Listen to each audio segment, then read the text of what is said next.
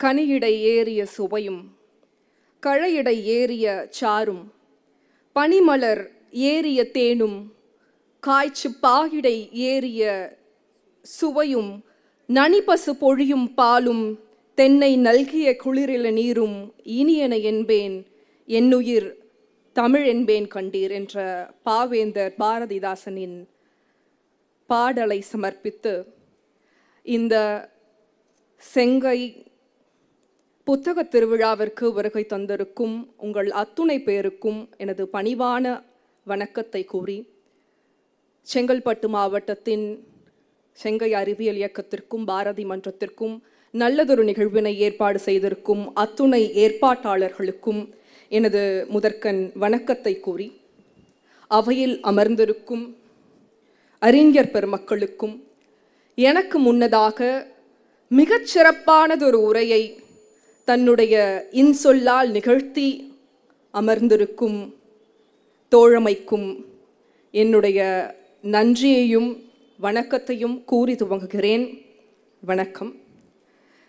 என்ன தலைப்பில் இன்று பேசலாம் என்று என்னிடம் கேட்டபொழுது முன்னரே கூறியது போல வாசிப்பு நமக்கு பலவற்றை தந்திருக்கிறது. வாசிப்பு நமக்கு நம்பிக்கையை தந்திருக்கிறது. வாசிப்பு வாழ்க்கையில் மேன்மையை தந்திருக்கிறது. வாசிப்பு நல்லதொரு பண்பை நமக்கு தந்திருக்கிறது. ஆனால் எதன் பொருட்டு இன்றைய பேச்சை அமைத்து கொள்ள வேண்டும் என்று யோசித்த பொழுது வாசிப்பு நமக்கு தரும் அதிகாரத்தை பற்றி பேச வேண்டும் என்று தோன்றியது எனக்கு. வாசிப்பு அதிகாரத்தை தருமா? அப்படி என்றால் எந்த மாதிரியான அதிகாரத்தை வாசிப்பு தருகிறது? அதுக்குள்ளெல்லாம் போறதுக்கு முன்னாடி முதலில் எதற்காக வாசிக்க வேண்டும் என்று பல மேடைகளில் பல ஆளுமைகள் நம்மிடையே பல கருத்துக்களை பகிர்ந்து சென்றிருக்கிறார்கள். எதற்காக வாசிக்க வேண்டும்? திரு நாகராஜ் அவர்களுடைய ஒரு சொற்றொடர் இருக்கும், மனிதன் ஆகச்சிறந்த சல்லிப்பயல் என்று. இங்கிருக்கும் அனைத்து மனிதர்களும், நானும் நீங்களும், இங்கு இருக்கக்கூடிய அனைவருமே ஏதோ ஒரு வகையில் ஏதோ ஒரு சிறுமைகளையும் கீழ்மைகளையும் தாங்கிக் கொண்டுதான் வாழ்ந்து கொண்டிருக்கிறோம். அதன் அளவு வேண்டுமானால் வேறுபடலாம். நாம் நம்பிக்கொண்டிருக்கலாம், நான் அவ்வளோலாம் கெட்டவன் இல்லை அப்படின்ற அளவுகோலில் தான் இன்று நல்லவர்கள் வேறுபடுகிறார்களே தவிர அனைவருக்குமே இயல்பாக தங்களுடைய மனதில் கசடுகளும் சிறுமைகளும் கீழமைகளும் இருக்கும். ஏன்னா நாமெல்லாம் அங்கிருந்து தானே வந்தோம். ஆதி மனிதன் தொடங்கிய காலத்திலிருந்து பண்பட்டு பண்பட்டு பண்பட்டு இப்பொழுது இந்த மனிதனாக இங்கு இருக்கும் பொழுது எவை அந்த கீழமைகளை எல்லாம் சிறுமைகளை எல்லாம் நம்மிடமிருந்து அண்டாமல் இருக்க செய்கிறது என்று பார்த்தோம் என்றால் கலையும் இலக்கியமும் மட்டும்தான் ஒரு மனிதனை தன்னுடைய சிறுமைகளிலிருந்தும் கீழ்மைகளிலிருந்தும் மீட்டு கொண்டிருக்கிறது. அதற்காக நாம் படிக்க வேண்டும்.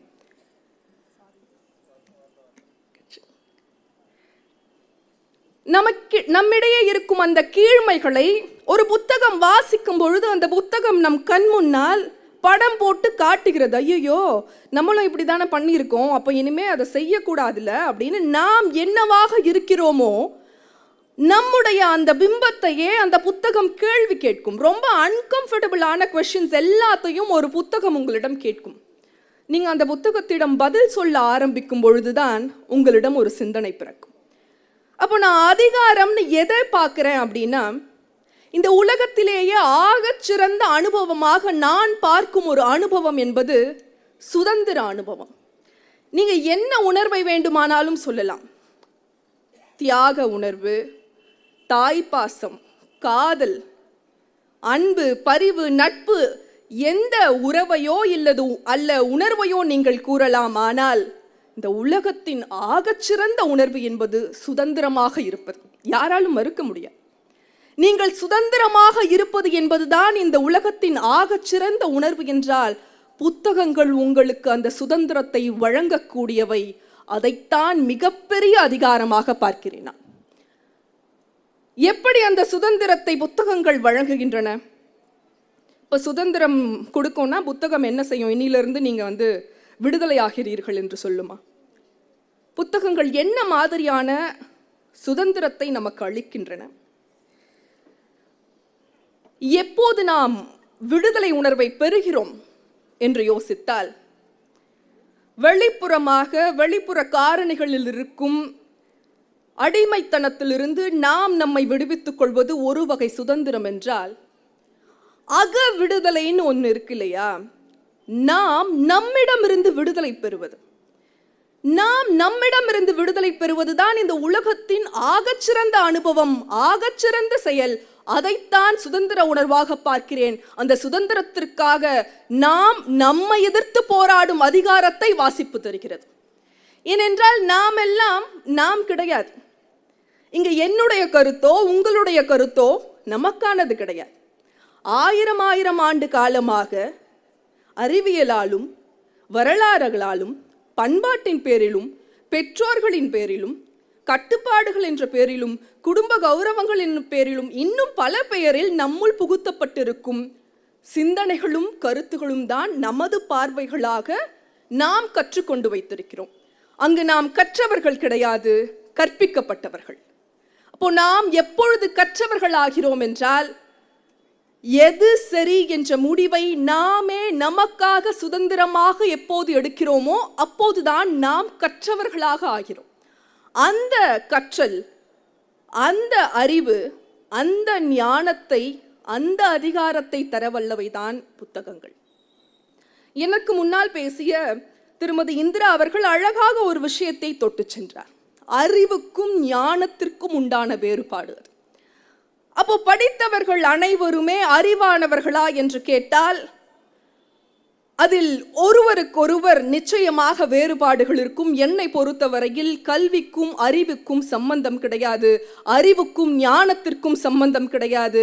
நாம் கல்வி பெறலாம், கல்வி பெறுவதனால் நாம் தகவல்கள் பெறலாம், அந்த தகவல்கள் நமக்கு பதவிகளை தரலாம், அந்த பதவிகள் நமக்கு சில அதிகாரங்களை தரலாம். ஆனால் அறிவு என்பது எப்போது நாம் நமக்கான முடிவுகளை எந்தவித புறக்காரணிகளும் இல்லாமல் செய்ய துணிகிறோமோ அப்போது சுதந்திரம் பெற்றவர்களாக, இந்த சமூகத்தின் மீதான பார்வைகளை மாற்றுவதற்காக துவங்குகிறோமோ அப்போது நாம் அறிவானவர்களாக மாறுகிறோம். அப்போ இந்த அறிவு ஞானம்ல எதற்காக பயன்படுகிறது என்றால், ஒரு மாற்றத்தை உண்டு செய்வதற்கான பயணமாக இருக்கிறது. நான் சொன்னது போல நம்முடைய கருத்தும் நம்முடைய பார்வையும் அதற்கு ஒரு நீண்ட தூர பந்தம் இருக்கிறது. ஏன்னா இப்போ நம்ம பார்க்குற இந்த பார்வை ஒரு 100 வருடத்திற்கு முன்னால் இருந்த ஒரு பார்வை கிடையாது. அப்போ 100 வருஷத்துல நடைபெற்ற மாற்றங்கள் யாருடைய சிந்தனையினாலோ ஏற்பட்ட மாற்றங்கள். அவங்கெல்லாம் மேதைகள். எல்லாராலையும் மேதைகள் ஆக முடியுமா? எல்லாரும் மேதைகளில் நாம் சாதாரண மனிதர்கள். எவர் ஒருவர் தானாகவே சிந்தித்து தனக்காகவும் தன்னுடைய சமூகத்திற்காகவும் சேர்த்து சிந்தித்து பல மாற்றங்களை வகுப்பதற்கான நல்ல சிந்தனைகளை இந்த சமூகத்திற்கு கொடுத்திருக்கிறார்களோ அவர்கள் வழி, அவர்களின் பொருட்டு சில மாற்றங்கள் இங்கு நிகழ்ந்திருக்கின்றன. அந்த மாற்றத்தின் பயனாளிகளாக இங்கு நாம் அமர்ந்திருக்கிறோம். அப்போ அந்த மாற்றத்தின் பயனாளிகளாக நாம் இருக்கும் பொழுது நாம் அந்த மாற்றத்தை இனிமே எப்படி எடுத்துட்டு போறது? எனக்கு ஒன்றும் பிரச்சனை இல்லையே, நான் வாசிக்கல, ஆனால் எனக்கு ஒன்றும் பிரச்சனை இல்லையே, நான் நல்லா தான் இருக்கேன், டெய்லி ஆஃபீஸ் போகிறேன், டெய்லி என்னுடைய அன்றாட வேலைகளை பார்க்கிறேன், குடும்பத்தோடு மகிழ்ச்சியாக இருக்கிறேன், சந்தோஷமாக இருக்கிறேன், எனக்கு வீடு இருக்கிறது, நிலம் இருக்கிறது, நான் வாழ்கிறேன் என்று சொன்னால் அதிலும் எனக்கு ஒரு கேள்வியுண்டு. சிந்திக்காத மனிதன் வாழ்கிறானா என்றால் அது சந்தேகத்திற்குரிய விஷயம்தான். ஏனென்றால் மனிதன் சிந்திக்கக்கூடிய ஒரு விலங்கு, சிந்தனை இல்லை என்றால் அப்போ நீங்களே முடிவு பண்ணிக்கோங்க. அப்போ எது நம்மை விலங்குகளிடமிருந்து வேறுபடுத்தி காட்டுகிறது என்று சொன்னாலே சிந்தனை ஒன்றுதான் நம்மை வேறுபடுத்தி காட்டுகிறது என்றால், அப்போ அந்த சிந்தனையை புத்தகங்கள் நமக்கு தருகிறது என்று சொன்னால், என்ன புத்தகம் சொல்லுமா இதை நீங்கள் சிந்தியுங்கள்? புத்தகங்கள் ஒருபோதும் நம்மிடம் எதை சிந்திக்க வேண்டும் என்று சொல்லாது. புத்தகங்கள் ஒருபோதும் நம்மிடம் எதை சிந்திக்க வேண்டும் என்று சொல்லாது. புத்தகங்கள் நம்மிடம் எப்படி சிந்திக்க வேண்டும் என்பதை கற்றுத்தரும். நீங்கள் எதை சிந்திக்க வேண்டும் என்பதை நீங்கள் தான் முடிவு செய்ய வேண்டும். எப்படி சிந்திக்க வேண்டும் அப்படிங்கிற அந்த டிப்ஸை புத்தகங்கள் உங்களுக்கு கொடுக்கும். அப்போ என்ன மாதிரியான புத்தகங்களை படித்தால் எனக்கு இது கிடைக்கும் அப்படின்னு கேட்டிங்கன்னா, வெறும் புனைவுகள் மட்டுமல்ல, புதினங்கள் மட்டுமல்ல, நாவல்கள் மட்டுமல்ல, இங்கு புத்தகங்களில் கொட்டி கிடக்கக்கூடிய செய்திகள் வெறும் தரவுகளாக, தகவல்களாக நாம் படிப்பதற்காக படைக்கப்பட்டவை கிடையாது. ஏன்னா மின்சாரம் கண்டுபிடிப்பதற்கு முன்னரே இருப்பவை புத்தகங்கள். அதனுடைய பயணம் மிக பெரியது, மிக நெடியது. அப்படிப்பட்ட ஒரு சூழலில் புத்தகங்களிலிருந்து நாம் பெறும் அதிகாரம் என்பது இந்த விடுதலை உணர்வும் சுதந்திர உணர்வும். அதை புத்தகங்கள் நமக்கு தந்து கொண்டே இருக்கின்றன. அப்போ எப்படி தருகின்றன அப்படின்னு கேட்டோம்னா, இப்போ நம்மளுடைய மனிதருடைய வாழ்வை எப்படி கட்டமைத்திருக்கிறோம்? 4 பேர் 4 விதமாக பேசாத மாதிரி என் வாழ்க்கை இருந்துட்டா நான் சாதிச்சிட்டேன். இப்படி தானே ஒரு பெரும்பான்மையான மக்கள் கூட்டம் இங்கு வாழ்ந்து கொண்டிருக்கிறோம். 4 பேர் 4 விதமாக பேசாத மாதிரி நாம் வாழ்ந்து விட்டால் போதும். ஒரு கூட்டமாக வாழ்ந்துட்டு இருக்கிறோம். அப்ப நாம என்ன பண்றோம்? நம்மளுடைய வாழ்வின் முடிவுகளை வேறு யாரோ முடிவு செய்வதற்கான அதிகாரத்தை அவர்களிடம் கொடுத்து விடுகிறோம். அப்ப நம்ம சும்மா இருக்க முடியாதுல்ல. அவன் என் வாழ்க்கையை டிசைட் பண்றான், அப்ப நான் என்ன பண்றது? நான் வேற எவருடைய வாழ்க்கையாவது போய் டிசைட் பண்ணுவேன். நம்ம இங்க உட்காந்துட்டு வேறு எவருடைய தனிப்பட்ட விவகாரங்களிலேயும் மூக்கை நுழைத்து கொண்டு நம்முடைய நேரத்தை வீணாக்கி கொண்டிருக்கிறோம். அப்ப கடைசி வரைக்கும் யாரும் அவர்களுடைய வாழ்வை வாழ்வது கிடையாது. நாம் பிறக்கும் பொழுது எதையுமே கொண்டு வரவில்லை என்று யோசித்திருக்கிறேன் என்றால், நமக்காக ஒரு வாழ்வு இங்கு படைக்கப்பட்டிருக்கிறது. அப்ப இறக்கும் பொழுதும் நாம் அதை கொண்டு செல்ல முடியாது. பிறக்கும் பொழுது எதுவுமே இல்லாமல் வருகிறோம், ஆனால் நமக்காக ஒரு வாழ்வு இருக்கிறது. ஆனால் இறக்கும் பொழுது அந்த வாழ்வை கொண்டு செல்ல முடியாது, ஆனால் நம்மால் அந்த வாழ்வை வாழ முடியும். அப்ப அந்த வாழ்வை வாழுவதற்கான அதிகாரம், இங்க நான் அதிகாரம்னு சொல்றது பவர் கிடையாது, சக்தி கிடையாது. ஏன் என் வாழ்க்கையை நான் தான் வாழ்ந்துட்டு இருக்கேன், யாரும் என்னை கட்டாயப்படுத்தலையே அப்படின்னு நம்ம யோசிச்சோம்னா, உண்மையிலேயே நம் வாழ்வை நாம் முழுவதுமாக வாழ்ந்து கொண்டிருக்கிறோமா என்ற கேள்வியை கேட்டு பாருங்கள். ஆண்கள் என்றால் தியாகிகள். அண்ணன் தியாகம் செய்யணும், அப்பா தியாகம் செய்யணும், அம்மா தியாகம் செய்யணும், எல்லோரும் தியாகம் செய்ய வேண்டும் என்று ஒரு தியாக உணர்வில் கட்டமைக்கப்பட்ட ஒரு உணர்வில் அதன்படியே வாழ்ந்து கொண்டிருக்கிறோம். பிள்ளைகள் பெற்றோரின் பேச்சை கேட்க வேண்டும், பெற்றோரின் சொல்படி நடக்க வேண்டும், இதுதான் தர்மம் என்று கட்டமைக்கப்பட்ட ஒரு பிம்பத்தில் அவர்களும் வாழ்ந்து கொண்டிருக்கிறோம். இறுதி வரையில் யார்தான் அவர்களுடைய வாழ்வை வாழப்போகிறோம்னு நம்ம யோசிக்கிறதே கிடையாது. இப்போ நம்முடைய வாழ்வை நாம் வாழ வேண்டும் என்றால் இதுவரைக்கும் கட்டமைச்சிருக்கிற இந்த கட்டமைப்பை எதிர்த்து ஒரு கேள்வி கேட்கணும்ல. இது ஏன் இப்படி இருக்கு? எதற்காக இப்படி இருக்கு? ஏன் இதை நான் செய்ய வேண்டும், ஏன் இதை நான் செய்யக்கூடாது என்று இந்த சமூகத்தை எதிர்த்து, சமூக கட்டமைப்புகளை எதிர்த்து ஒரு கேள்வியை வைக்க வேண்டும் என்றால் அந்த அதிகாரத்தை உங்களுக்கு யார் கொடுக்க முடியும் என்று நினைக்கிறீர்கள்? நிச்சயமாக வாசிப்பு மட்டும்தான் உங்களுக்கு அந்த அதிகாரத்தை கொடுக்க முடியும். சர்வ நிச்சயமாக இந்த சமூகத்தை எதிர்த்து ஒரு மாற்றத்திற்கான கேள்வியை நீங்கள் வைக்க வேண்டும் என்றால் அந்த அதிகாரம் வாசிப்பின் மூலமாகத்தான் உங்களை வந்து சேரும். ஏன்னா இதுவரையிலும் இங்கு நிகழ்ந்து கொண்டிருக்கிற நிகழ்த்தப்பட்ட மாற்றங்கள் எல்லாமே வாசிப்பின் மூலமாக நிகழ்ந்தவை. இங்க எங்கிருந்து வேணா ஆரம்பிக்கலாம். நான் சொன்னல, மின்சாரம் கண்டுபிடிப்பதற்கு முன்னாலேயே நூல்கள் பிறந்தன என்றால், நீங்கள் மாவீரன் அலெக்சாண்டர் காலத்திலிருந்து, நெப்போலியன் காலத்திலிருந்து, பின்னர் ஐன்ஸ்டீன் என்று அறிஞர்களின் காலம் தொட்டு அரசியல் தலைவர்களின் காலம் வரை எல்லோருடைய வாழ்க்கை வரலாற்றையும் நீங்கள் புரட்டி பார்த்தீர்கள் என்றால் வாசிப்பின் மூலமாக உயர்ந்தவர்கள் அதன் பின்னர் அந்த வாசிப்பு அனுபவத்தின் மூலம் கிடைத்த அதிகாரத்தின் மூலமாக இந்த சமூகத்தை மாற்றினார்கள். டால்ஸ்டாயை படித்த காந்தி அவர்கள் சத்தியாகிரகத்தின் மூலமாக ஒரு மாற்றத்தை நிகழ்த்தினார். காந்தியை படித்த மண்டேலா அதனை உள்வாங்கி அவர் ஒரு மாற்றத்தை நிகழ்த்தினார். மண்டேலாவை படித்த பராக் ஒபாமா அவர் அதன் பின்னர் ஒரு மாபெரும் உலகத் தலைவராகவே மாறி நின்றார். இப்படி சங்கிலி தொடராக ஒரு வாசிப்பு என்பது காலம் தொட்டு கடத்தப்பட்டு வந்து கொண்டே இருக்கிறது. இப்போ டால்ஸ்டாயினுடைய அந்த பார்வை எங்கெல்லாம் பயணிச்சிருக்குன்னு பாருங்க. அப்ப இது இங்கேயே நின்னுடுமா அல்லது அடுத்த தலைமுறைக்கு நகர வேண்டுமா என்றால் அது எதன் மூலம் நடக்கும் என்றால் வாசிப்பின் மூலமாகத்தான் நடக்கும். அப்ப இந்த மாதிரியான புத்தகங்களை மட்டும்தான் வாசிக்க வேண்டுமா? ஏன் புனைவெல்லாம் வாசிக்க கூடாதா? ஏன் நாவல்கள் வாசிக்க கூடாதா என்று கேட்டால் நிச்சயமாக நாவல்கள் வாசிக்க வேண்டும். அவை நமக்கு தரும் அதிகாரம் என்ன தெரியுமா? தொடர்ந்து கலையோடும் இலக்கியத்தோடும் தொடர்பில் இருப்பதால் மட்டும்தான், தொடர்ந்து நாவல்களும் புதினங்களும் நம்மிடையே பேசிக் கொண்டிருப்பதால் தான் இப்போ நம்ம கிட்ட ஒட்டிட்டு இருக்கிற அந்த கொஞ்ச நஞ்ச கருணை கூட ஒட்டிட்டு இருக்குன்னு நினைக்கிறேன். ஏன்னா வாசிப்பதை தமிழ் சமூகம் நிறுத்தி இருந்தால் இவ்வளவு பெருங்கருணையோடு இன்னமும் தமிழ் சமூகம் இயங்கிக் கொண்டிருக்குமானா அது ஒரு மிகப்பெரிய கேள்விதான். புத்தகங்கள் வாசிப்பவன் அவனுடைய சமூகத்தை கேள்வி கேட்கிறான், அவனை கேள்வி கேட்கிறான். அந்த கேள்வியின் மூலமாக ஒரு மிகப்பெரிய சமூக மாறுதலை சத்தமில்லாமல் நிகழ்த்தி கொண்டிருக்கிறான். நா. முத்துக்குமார் அவர்களுடைய ஒரு அழகான கவிதை ஒன்று இருக்கும், தூர் என்ற கவிதை. எத்தனை பேர் படித்திருக்கிறீர்கள் என்று தெரியாது. சுஜாதா அவர்கள் பாராட்டிய நா. முத்துக்குமார் அவர்களுடைய முதல் கவிதை அது, பரிசு பெற்ற கவிதை. வேப்பம்பூ மிதக்கும் எங்கள் கிணற்றில் வருடத்திற்கு ஒரு முறை தூர்வாரும் உற்சவம் நடக்கும். நீருக்குள் அப்பா முங்க முங்க அதிசயங்கள் மேலே வரும்.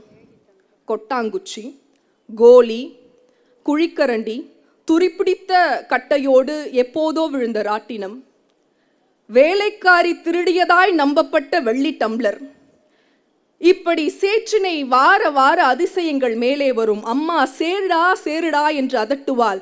சந்தோஷம் கலைக்க யாருக்குத்தான் மனம் வரும்.